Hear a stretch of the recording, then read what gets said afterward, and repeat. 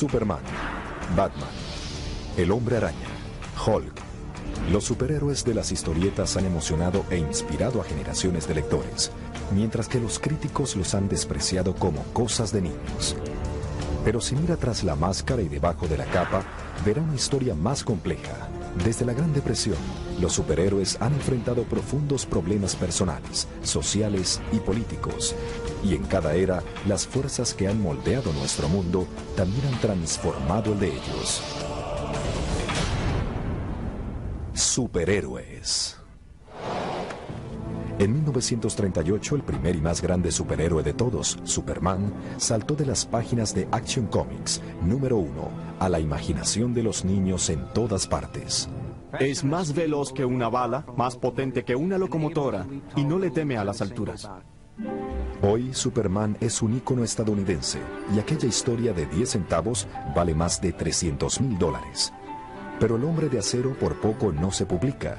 Al comienzo, solo 2 personas creían en él, sus creadores Jerry Siegel y Joe Shuster. En 1931, en Cleveland, Ohio, estaban estos 2 muchachos de 17 años, obsesionados por la ciencia ficción. Jerry Siegel escribía las historias y su amigo Joe Shuster las ilustraba. Sus creaciones nunca se vendieron. Aún así, estos niños judíos de pocos recursos soñaban que sus fantasías les darían fama y fortuna. En los años 30, lo más novedoso en los periódicos eran las tiras cómicas de aventuras. Había calidad en los argumentos y los dibujos. Había una atmósfera de calidad en mayúscula asociada a las tiras cómicas de los periódicos. Eso era lo que Jerry Siegel y Joe Shuster buscaban. El héroe de Siegel y Shuster combinaba elementos de todo lo que habían leído, desde tiras cómicas hasta novelas baratas. Era el último sobreviviente de un planeta muerto, enviado a la Tierra como un Moisés espacial, con la fuerza de Hércules para pelear por el hombre de la calle, Superman. Muchos años después, Jerry Siegel escribió acerca de lo que lo inspiró. Estaba loco por chicas que ni sabían que yo existía, así que se me ocurrió, ¿qué tal si yo fuese realmente poderoso y pudiera saltar edificios o levantar autos con mis brazos? Superman fue ofrecido a todos los proveedores de tiras cómicas del país. Todos lo rechazaron. Les contesté y les dije en una carta muy condescendiente que no estaban listos para las ligas mayores, que debían permanecer en Cleveland un año más hasta que desarrollaran su estilo artístico, ya que los dibujos eran bastante toscos. Qué pésimo olfato editorial tuve. Los periódicos no lo querían, pero otro medio de reciente aparición ofrecía una oportunidad: las historietas. Estas se vendían en los kioscos por 10 centavos y originalmente eran colecciones de tiras cómicas. Era la forma más económica para que los diarios revendieran sus tiras cómicas. Era el videocassette de la época. En 1935, Malcolm Wheeler Nicholson, un escritor de literatura barata convertido en editor de historietas, tuvo una idea revolucionaria. Historietas con contenido inédito, totalmente nuevo. Pero para que el concepto funcionase, el contenido debía costarle muy poco. Los únicos que encontró para crear ese contenido fueron tipos que no conseguían trabajo en ninguna parte, porque eran muy jóvenes o muy inexpertos o eran judíos. Siegel y Shuster encajaban en el molde. La compañía de Wheeler Nicholson, que luego se llamó DC, les dio trabajo estable. En 1938 la compañía cambió de manos y se arriesgó a publicar la tira cómica que todos habían rechazado. Siegel y Shuster, ambos de 23 años, vieron a Superman finalmente publicado en el primer número de Action Comics. Shuster recortó los recuadros y los ordenó en forma de historieta. La edad dorada de las historietas comenzó con el primer número de Action Comics. Imaginen qué asombroso debe haber sido abrir ese primer número. Nunca viviré nada tan maravilloso como lo que sintieron esos primeros niños hace tantos años cuando abrieron la primera Action Comics. Los primeros argumentos eran burdos, pero directos. A diferencia de los héroes de las tiras cómicas, Superman vivía en el mismo mundo de sus lectores. No era la Inglaterra medieval ni otro planeta.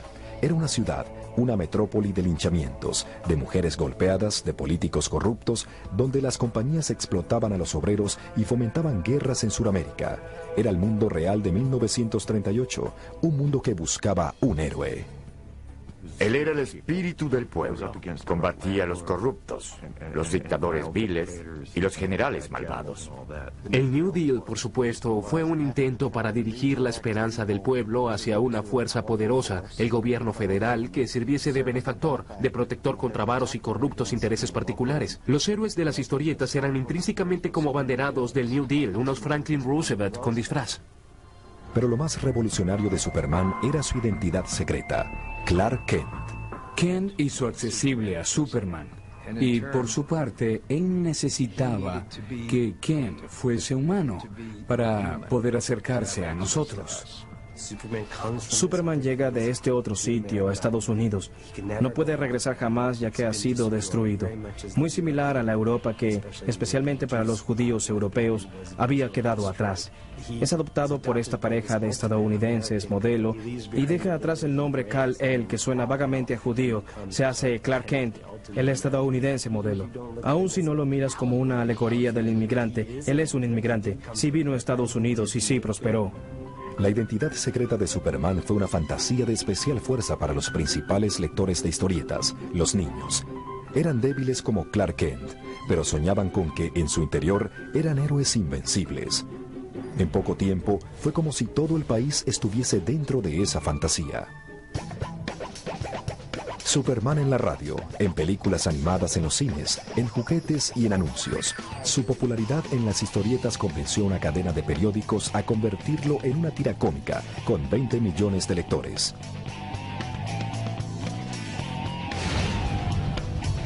A la vez, cada entrega mensual de Superman en Action Comics vendía casi 1 millón de ejemplares. Naturalmente, DC buscaba otro personaje disfrazado para igualar el éxito de Superman. Bob Kane, un caricaturista a destajo de 22 años, asumió el reto junto con el escritor Bill Finger, de 25. Batman hizo su debut en la entrega número 27 de Detective Comics. A diferencia de Superman, no tenía superpoderes y había otras diferencias. Mientras que Superman peleaba por valores sociales liberales, Batman solo combatía el crimen.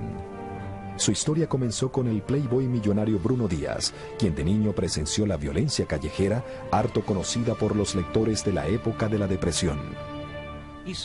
Vio el asesinato de sus padres y está obsesionado en vengarlo simbólicamente. Es perfecto. Y no hay mucho que explicar. Al decir eso ya se entiende el personaje. Batman es un personaje fascinante por su pasión. No se trata del tipo que se pone un disfraz con orejitas raras y la capa y revienta a puñetazos a los criminales. Es el proceso mental que está detrás de eso. Tener la voluntad de cambiar su vida y mantener el equilibrio entre la venganza y la justicia, pienso que es un concepto que te atrae de inmediato. Al comienzo, Batman era descrito como la enigmática figura de la noche y el vengador, casi tan atemorizante como los mafiosos, monstruos o científicos locos. Los lectores lo adoraban. DC tenía ahora 2 superhéroes increíblemente populares, quienes pronto tendrían mucha compañía. En pocos años hubo docenas, si no cientos de superhéroes con toda clase de poderes.